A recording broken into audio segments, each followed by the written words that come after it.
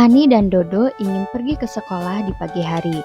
Namun, karena padatnya arus lalu lintas di kala itu sehingga membuat Ani dan Dodo kesulitan dalam menyeberang. Yuk kita bantu mereka. Halo, bantu kami menyeberang jalan yuk. Ada beberapa hal yang perlu diperhatikan ketika kita hendak menyeberang. Hal ini penting karena demi keselamatan kita. Apa sajakah itu? Yuk kita sama-sama cari tahu bersama.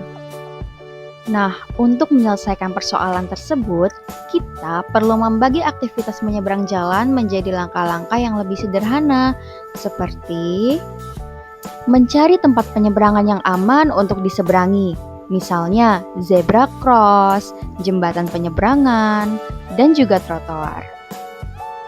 Lalu, kita perlu mengamati kondisi sekitar kita, kondisi lalu lintas kita, seperti arah kendaraan dan kecepatannya.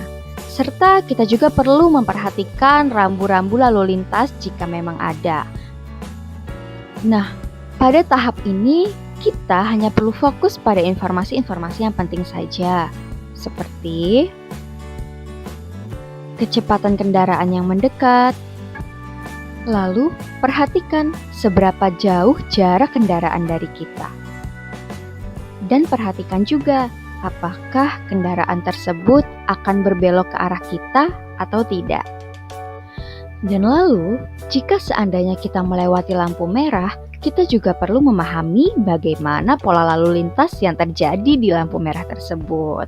Misalnya, pola yang pertama, lalu lintas biasanya melambat ketika lampu merah.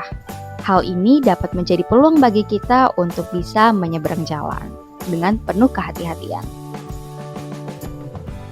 Kedua, lalu lintas biasanya jauh lebih padat ketika di jam-jam sibuk, seperti di pagi dan di sore hari, sehingga perlu kita pertimbangkan untuk bisa lebih berhati-hati ketika kita melewati lalu lintas di pagi dan sore hari ketika kita hendak berangkat ke sekolah.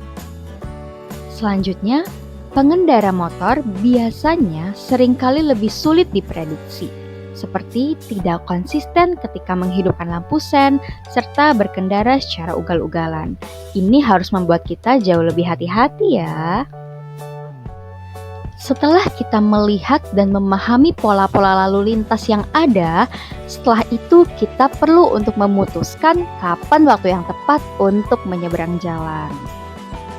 Dengan catatan, jika tidak ada kendaraan yang mendekat dalam jarak yang aman, maka menyeberanglah dengan cepat dan hati-hati.